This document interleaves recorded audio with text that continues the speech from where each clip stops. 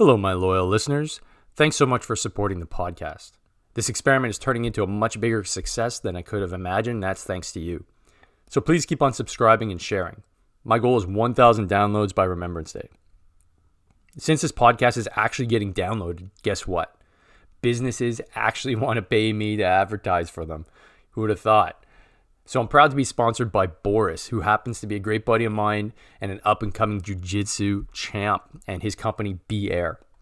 If you live in or around the West Island of Montreal and your house felt like a Russian sauna last year, give him a call. Boris will hook you up with the best AC unit, all professionally installed and done with the highest level of customer care on the market today. That's no bullshit either. He's installed at my house. Check him out on Facebook at Be Air. That's capital B, period, Air, A-I-R. Or go to his website at www.montrealfurnacefilters.com. He's also a proud Army veteran and brings that work ethic and pride to work every day and refuses to let any of his clients down. Are you guys aware that I wrote a book? Yeah, that's right. I wrote a book. It's called The Nimble Warrior. It's a guide to moving better, improving performance, and reducing injury. So why did I write this book? Well, after I got back from Afghanistan, I was a bit banged up. I kind of screwed up my back. And slowly but surely, I started just degenerating to the point where I couldn't really move properly and I couldn't enjoy the things that I really enjoyed in life, like training and playing sports and playing with my son. So you know what? I said, I got to make a change, and I did. So I worked with a coach, and I found out all kinds of new cool shit that I put in the book that helped me get from being kind of immobile and stuck in bed to being able to do all the things I love again. So check out the book. The link is in the show notes, thenimble-warrior-book.com. Head to the website, and you know what? I'm giving my book away for free. All you need to do is cover shipping and handling. I've got limited quantity, so get on it. Hop on it. Get it. And even better than that, you get a book, I give $1 to the Wounded Warriors Canada Fund. How's that sound? All right, guys, let's get to the episode. Boom. Another great episode lined up for you guys. We're talking with Jordanna Kavanat, fellow graduate of the class of 1999, bitches. And she's a badass yoga instructor. So listen up. We're going to be talking about a lot of female stuff in here. So ladies, finally, an episode just for you. And we're talking about pregnancy, but we're also talking about things like anal clenching. Holy shit. And we're talking about things that can really help you prevent back injuries, shoulder injuries, and just getting your yoga flow on, man. And how important that is for just everybody across the board to really be a bit more nimble.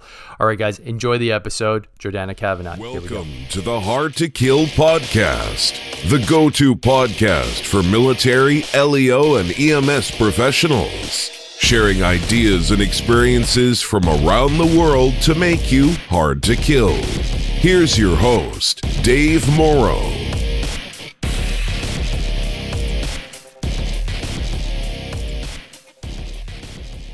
All right, ladies and gents, my guest today is my friend and fellow Beaconsfield High School class of 99 grad, Jordanna Kavanat. Jordanna is a certified yoga teacher through Modo International. She's a certified esthetician and combines health and wellness from the inside out. So me and Jordanna reconnected in 2010. I was sweating my way through a hot yoga class, and my disgusting puddle of sweat started to like creep towards her mat a little bit. But she was cool, like she always has been. And so that was basically my pre-deployment preparation for heat shock before I got over there. And but not only that, Jordanna is a killer yoga instructor and helped me out by providing my book launch with a really good yoga session last month. So the point of today's show is to talk about the importance of something like yoga for us guys and gals that are in the sheepdog community. So Jordanna, welcome to the show. Really glad you can make it. How you doing? Thank you. I'm so happy to be here. Absolutely. Awesome. So Jordanna, like we go way back, but there's a huge gap from the time we graduated high school till now. And obviously you got a lot on the go. You're a personal trainer. You're now a top-notch yoga instructor. Can you explain kind of how you got to where you are now and Sure. fill our listeners in?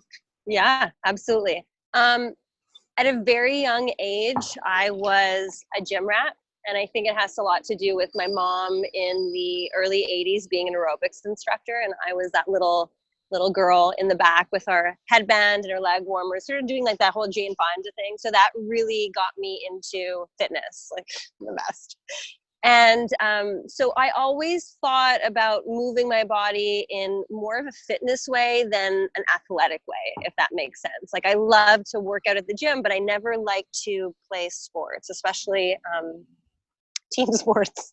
I was always into rock climbing, or I would do like tennis, when you're just like one person against another, singles. But I still love to train. So I think I was 13 the first time I got my first gym membership, and I just started like getting curious of the weights and the muscles and just learning about the body. And in school, I mean, we only had a certain amount of time that was physical education, and then we had, math and sciences and everything else. And when I left school and I went into university, I never thought of sciences. I just was very creative, and I went into English literature, and I graduated with a Bachelor of Arts. And when I left university, I realized that I was spending all of my time running to the gym, going to the gym. And I was like, okay, well, maybe this could be something more than just a hobby. So that's when I went to, I did my Canadian Fitness Professional certification. I became a personal trainer, and I was working for a few years in that world. And it was very demanding when you have clients and it's one-on-one. You're in it for them, right? And they talk throughout the workout, and it's a lot about customizing, about what they need, but very superficial, right? Like the results that they want on the outside. And when I was training a lot, I felt like my muscles were getting super tight, they were getting really bulky, and my flexibility and my range of motion was diminishing. And I'm a very flexible person, so this was very uncomfortable for me. And that's when I started doing hot yoga. And I immediately fell in love. I was like, this is not just a physical body thing. This is deep. This is your breathing. This is your energy. This is your way. Sorry, there's a bee. This is your way of like being. So, growing up, I grew up in a Jewish household, and I never felt really connected to my religion, but I always believed, and this might sound kind of hokey, but I always believed in myself. And when I looked into yoga and that spiritual path, they sort of say like spirituality is about believing in yourself, and religion is sometimes when you're believing in something outside of yourself. So my whole world changed. It wasn't just like my body, my flexibility, how I felt on the outside, but it was like this calmness, this happiness, this openness on the inside. And the thing about yoga, and I'm sure that and whoever's listening who practices yoga, is it becomes emotional. When you're targeting certain parts of your body, you understand, oh, my energy is blocked here, or I'm really vulnerable right here. And your body's telling you things, and we just need to listen. Sorry, would that, I'm pretty ignorant of this. Would that be the chakras? Are we talking chakras now? It could be chakras. It could be chakras. In yoga, the energy is called prana. In, I think, Chinese medicine, it's called qi. So it's all the same thing. And yes, the source comes from the spine, right? Like the spine is where all the nerve endings are that connects to the muscles, connects to the brain. So we do have 7 chakras that come from the crown all the way to the base of the pelvic floor. That's different energy, different colors. So if you're really into energy and feeling, oh, my chest is feeling a little bit tight, maybe it's not your chest, maybe it's actually your heart, or like something's going on in my hip. Is it really something going on in your hip, or are you holding on to something emotionally? So I think yoga takes every aspect of your being and sort of looks at it in a more, I would say, spiritual way, and also a holistic way. Interesting. I started the practice strictly for a fitness point of view. I never did yoga a day in my life, and the first session I ever did was a hot yoga session at the yoga studio in NDG, and it kicked the shit out of me because I know I wrote a book about being nimble, but like it's tongue in cheek. Like I'm really not nimble. I do my best. And so for me, yoga has always been more of it's more based on being able to have some longevity in my career and have some longevity just being able to move properly. But it's never really been like that spiritual thing for me. So for, people that are listening that, may look at yoga as like, oh, we're talking about like spirituality and shit like that. Right. Like, especially dudes that, like a combat veterans and stuff, like as soon as you hear like spirituality, it's like, okay, no, I'm done, time out. So how can this really, because I want to convey this message, because it's really like, I really enjoy it. And I want to convey kind of that message, but I know you can explain it a lot better. How would it really benefit, let's say, the individual? It's like, no, I don't want to get into that like hippie shit and like talk about my energy, bro. Like, I'm good. Right. Yeah. It starts as a physical practice, and that's kind of the point. It's like you go in for the workout expecting a workout, and then if and when you're open, certain things kind of trigger. A teacher says something and it lands at the right time in your life. You know what I mean? It could be just a physical practice, and that's fine for a lot of people. But I don't know. I don't think, me personally, I just always want to learn, and I always want to evolve. I want to evolve as life evolves. And I think that getting older, you can also get a lot wiser. So when you go in for something, you might have these expectations. You might even be closed off and be like, I don't want any of this, what you call a hippie shit. I just want to get my sweat on. That was my battery. Are you okay? Yeah. So allow the physical practice to bring you into the room. And maybe you're just breathing, and maybe you're just not thinking, and that's all you need for an hour, and that's enough. There's no like, I'm a better yogi, you're a better yogi. That stuff doesn't exist. So I think that at a certain point, if you do want to go deeper, you read a certain book, or you read a quote, or you have a conversation with somebody at the yoga studio, so that you're open to hopefully keep evolving. So where would you recommend, like where essentially you start? Like, because where do you start? Yeah. Like, I mean, I found like, just because of my nature, I was like, no, I'm going hard. So I picked like, I think my first class was like an hour and a half flow in that. Right. I was just like, this is the hardest shit I've ever done in my life. Like I couldn't finish it. So where would you recommend, like, just to get like your feet wet, so it's not like, oh, I'm not doing this bullshit. And it's so funny, just going back on what you said, that like you've never done it before, but you're like, oh, I want to do the hardest class ever. That's the ego. The ego's telling you like what it wants and how it wants something that it doesn't even know what it is yet, And then you put yourself in a position where you're uncomfortable, which is fine. But that could also be the wrong way to move towards something like yoga. Like, I would say the studio that I work at, Modo, and they're all over the world, Modo, M-O-D-O, they're hatha class, which is called Modo no matter where you go. It's either 60 minutes or 75 or English or French or Spanish. It's a very accessible practice for people who are pregnant, people who have herniated discs, people who've never done yoga before, people who are what they consider like the best yogis ever.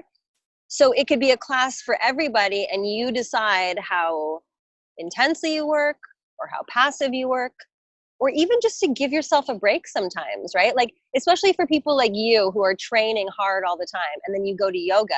You're not going to yoga for a workout, right? Maybe you're going to relax your muscles and stretch your muscles, because all you're doing is strengthening your muscles. They say a healthy muscle is a muscle that can both contract and relax. That dichotomy is huge. Because a lot of times with our community, we're under a lot of tension, right? Tension. So it's hard to get yourself out of that tension-based training where, we're lifting or we're pushing or pulling. And just being able to relax and kind of release and get that kind of gumbiness going on is we don't train it. Like, it's not it's not something that is built within our training yet anyways. And I'm hoping that it does eventually get incorporated, because I mean, realistically, our flexibility training, for the 15 years I was in, was, all right, guys, touch your toes. Okay, grab the ankles, rotate the wrists, off we go. And it doesn't really do anything for you. Yeah. I mean, it's not effective. So as soon as I started hitting the yoga studio pretty regularly, I noticed an immediate difference.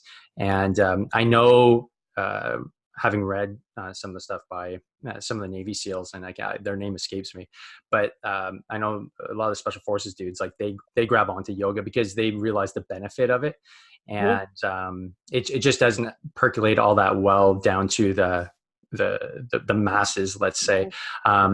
So that's something that, with writing my book, I'm hoping that there's a little bit of that concept that percolates in. But again, I'm not working on any yoga techniques. I'm just working on self myofascial release techniques. So like from your end, I've spoken to some people about like different styles of yoga. Yeah. One of them that came up was Kundalini. And I'm just curious as to know, like, what type of yoga do you focus in on, and especially for like individuals, you mentioned like pregnant women and like people that, they're just coming to kind of relax and stuff like that. Specifically individuals that may have like the veteran community has a lot of PTSD issues. Are there specific types of yoga that may be better for the individual to get that kind of inner peace and to have some kind of comfort through movement that would be very beneficial? Absolutely. I was just thinking about that when we were talking about it before, actually.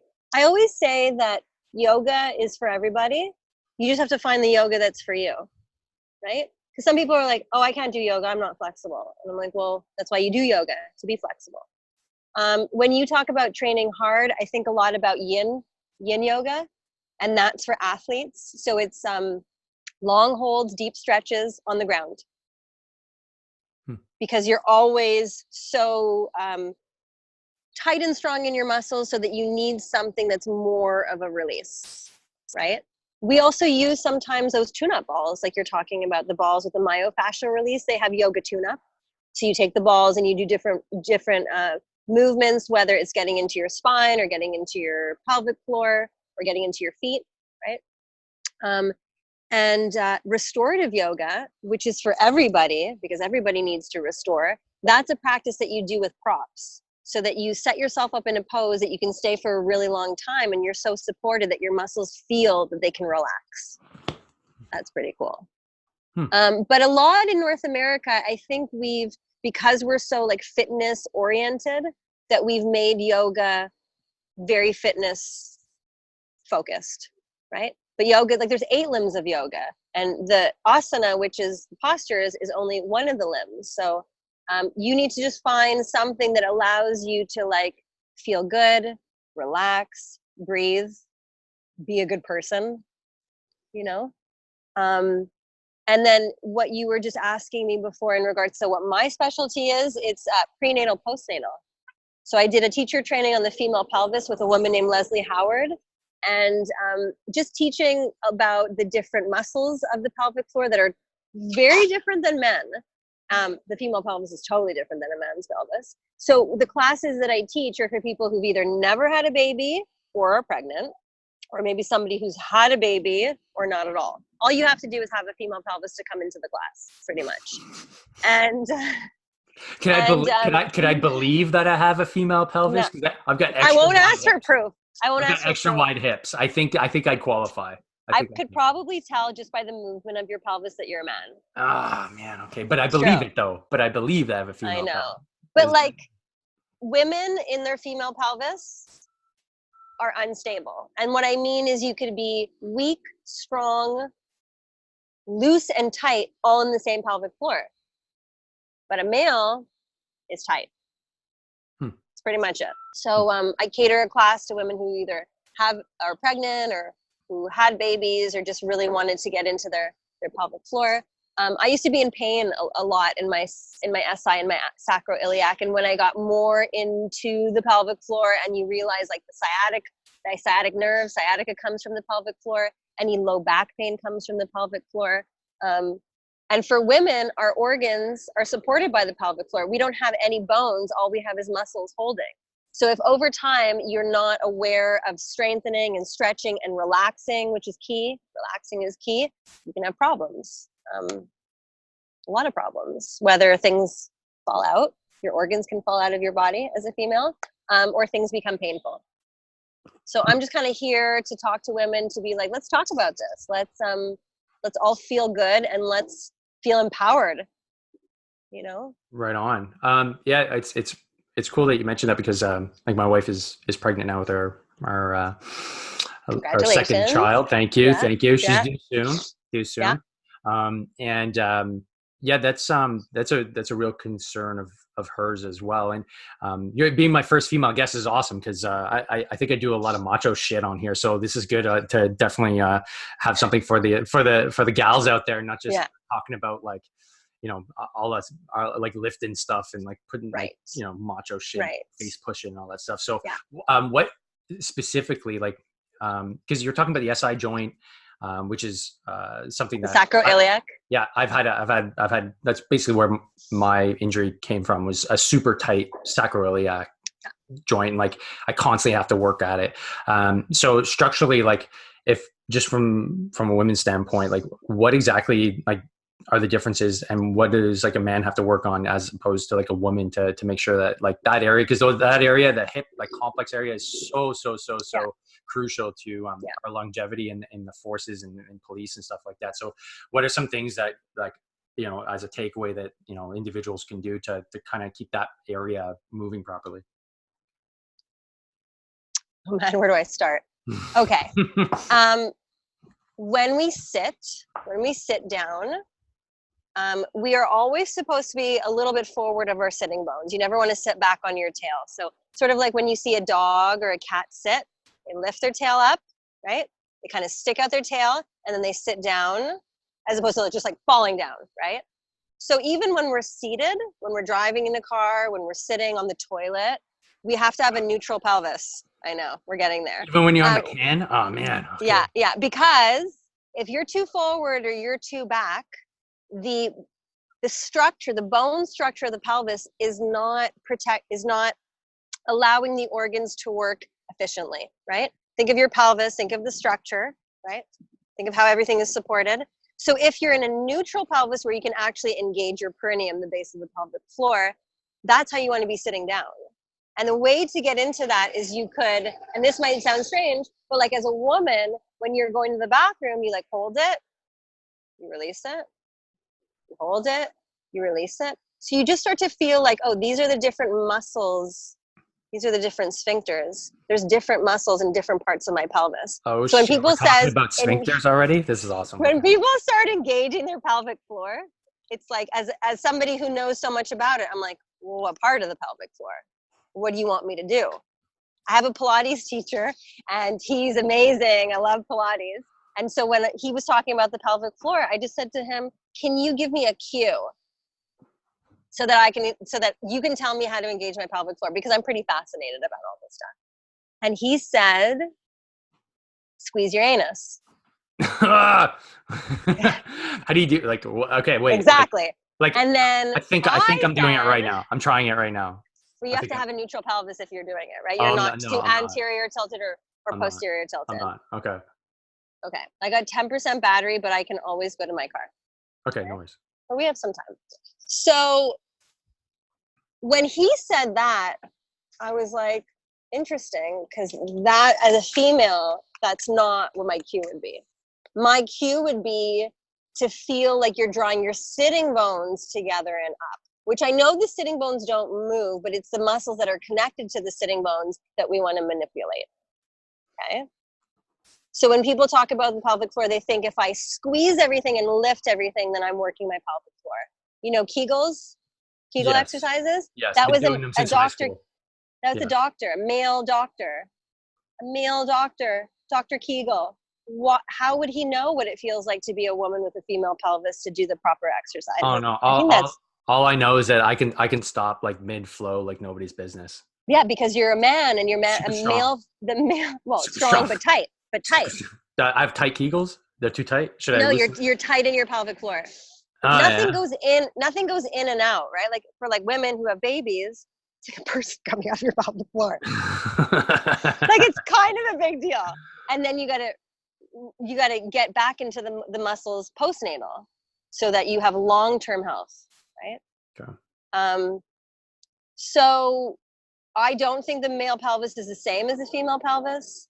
I think that the more that women know, the more that they can control, and I'm putting that in air quotes because it's not about control, it's about awareness. So like 1 in 3 women have pelvic pain.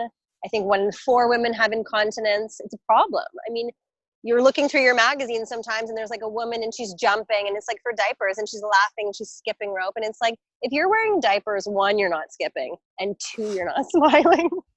So this is something that we need to talk about. Like, let's get like really strong and stable, keyword stable, in our pelvis. And that doesn't mean holding it all the time, because if we hold it all the time, we get weak and we get tight, right? And then the muscle can't relax. So women who are like sneezing, coughing, jumping, peeing, it's because they're holding tension always and they don't know how to relax. So instead of thinking everybody needs to strengthen the pelvic floor, everybody actually has to relax first. Then the blood flows to the muscle, makes the muscle healthy, and then you learn how to contract, relax, and stretch. That's huge. It's fascinating. That's huge. I hope my wife actually listens to this podcast. It's going to be huge. She can call me anytime. Anytime she wants to talk about the female pelvis. We can talk about sphincters and clenching your anus all day. Yeah. This is awesome. But like today when I had 3 pregnant women in my class, and all I want them to do is to know about what's going on in their body. Okay, so what do you have any recommendations? As you know, I've already had 1 kid, another one on the way.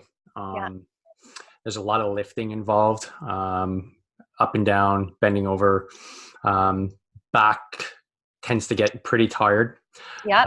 So for the new dads out there, even and the new moms, what's a really effective way to kind of keep you from getting nice and tight? Like, how do I make sure that I don't end up with that like super tight back, even though he's like, my kid's only going to be like 10 pounds, but 10 pounds a day adds up. So what can we all be doing to keep that? I would say stabilize yourself. Okay. Stabilize yourself, your stance, think about what you're going to do before. It's kind of like when you do let's say when you do a sit up. If you actually think about the exhale, the engagement of the core, and then lifting up, it's going to be way more efficient, right? You're stabilizing and then you're lifting up. So in regards to you, like we're just doing like a bracing exercise, like make sure that you're like locked down, pick up. Stand. Exactly. Okay. So when it's your kid, it's like maybe it's that mindfulness of like, I'm going to pick up my kid. I'm not going to like turn one way and then like lift up and turn another way. I got to like find my feet, find my legs, find my pelvis, find my core, and then pick them up, right? And also, big thing, switch sides. Don't always hold your baby on one side. You got to alternate. Gotcha. Yeah, it's true. That was a real factor. My shoulder started getting really sore to the point where I was getting tendonitis. Yeah. I was like, and then women who are pregnant, if you think about it, like they're in a very deep anterior tilt, right? They're tilting their pelvis forward before the baby comes. Check out your wife's pelvis. And then after, when they're breastfeeding, they have their upper back where like their lats are, it's rounded, right? So if you think anterior tilt, so this tail is sticking out, so there's a weakness in the low back and the belly. And now let's bring into the whole breastfeeding thing of the upper back, right? So it's like, it's a big deal for women to not only hold a baby, give birth to a baby, but then take care of the baby, you know? Mm-hmm. It's like, you have to think about your body long-term, the health of your body long-term. So that's awesome information. Hopefully people can apply it, but if they want to come see you to actually apply it, okay, they can come and see me. Where can they find you and get some expert yoga? Some yoga. Yeah, get some either hot yoga, whatever type of yoga that you're providing. Where do they come to find you? Sure. So on Mondays, I'm at Modo Yoga NDG, which is on Girard and Monkland. And I currently teach a 12 p.m. Modo flow class, which is like more vinyasa, more movement, a little bit more dynamic, think a little bit more cardio. And then at 1:30, I teach a community class, which is $5 for everybody. And that's the Modo sequence. So it's very accessible to people who have never practiced yoga, who have been injured, or who are a little bit skeptical. Or people who are even like, hard to kill. I like. Maybe we'll have to show up. Maybe we'll have to show up with a contingent. Hard to kill. And then Wednesdays, I'm here at Modo Montreal, which is on Boulevard Saint Laurent, and I teach 12 o'clock power, which is more movement, more inversions. People who like to go upside down, right? Like headstand and handstands and all that stuff. Yeah, I mean, people love it. That's more like a workout. And then I teach a class, Yoga Mamas, right after, which is prenatal, postnatal, and anybody who has a female pelvis. That's at 1:30 on Wednesdays. And then Fridays, I'm also at Modo Montreal, and I teach the Yoga Mamas at 11:30 and a Modo Flow at 2 o'clock. So that's my schedule right now for yoga. And then when I'm not teaching yoga, I'm giving facials as a holistic esthetician. Oh my God. Pure entrepreneur. I love it. Okay. So where's the best place for people to find you on the interwebs? On the internet. How about Instagram? Yeah. That Instagram is great because people can get in touch with you. I know you can even send a message to people. So we were born in the 80s. We were born in the 80s, ladies and gentlemen. We're getting close to 40. Sorry, Jordanna. I just called you out, but I think they figured it out from. Yes, but aren't we going to be those 40-year-olds who we're going to be cool. Up their game? We're going to be cool. Right? Like whether it's the physical body or the subtle body or just being so happy. Like 40, come on. That's like a peak. We're going to be cool. That's one of the peaks. We're going to be cool. Right? So on the interwebs, is it, I think I have 2 accounts for you. So which one is it that? Okay. So for Instagram, it's body care. But it's a kind of a play on. Yeah, I'm a bit stupid. I couldn't read that the first time. I was like, what language is this? And then I read it. I was like, oh, right. That's body care. Body, Bodhi, which you can also pronounce Bodhi. Mm-hmm. It means the Buddha's true meaning of enlightenment. Okay. That's pretty cool, right? You're always a lot smarter than me in school. So that's. And then care. K-E-R comes from the word keratin, which is like your skin, your hair, your nails. Isn't that cool? I'm thinking. But body care is like what I do. It's like yoga and skin. Gotcha. And that's a really great relationship. Like people who are into physical fitness, when you start taking care of the outside of your body to help the inside move, and you might be like, what is she talking about? But like dry brushing, exfoliating. Sounds intense. Regenerating the cells of the skin on the outside so it can move your lymphatic system, it can move your blood, and then it helps with purification, detoxification, and circulation. God damn. This is a whole other podcast episode. It's a whole other podcast. Oh, but you can also book me for a facial at etiquette.ca. etiquette.ca. I've only I'm half at yoga and I'm half at facials. Full disclosure, I've done one facial in my life. I went with my wife. She's like, you got to come. I was like, nah, I'm not going. She'd like dragged me there. I hated it. I freaking hated it. It was a really bad experience. You know what happened? The guy was coughing on me. He was like, I was like, whoa. I was like, what's going on? So as long as you don't cough on my face, I think I think you can get me in. You know, I think I can make a promise.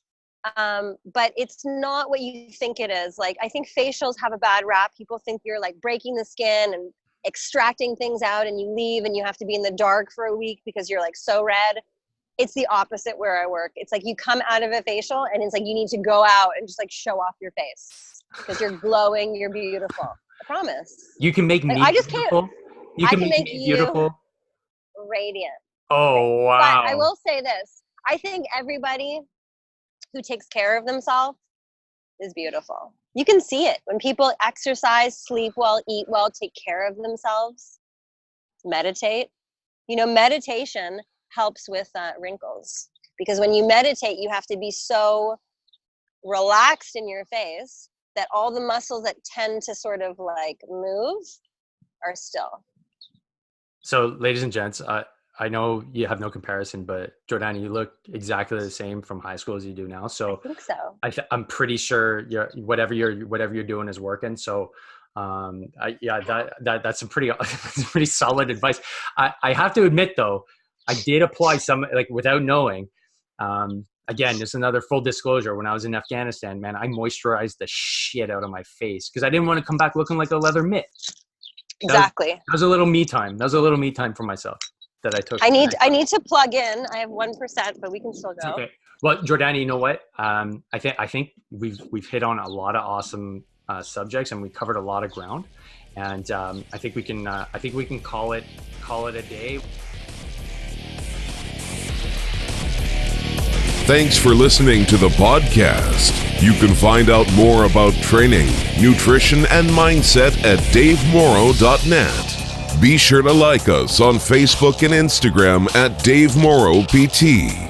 And don't forget, strong people are hard to kill.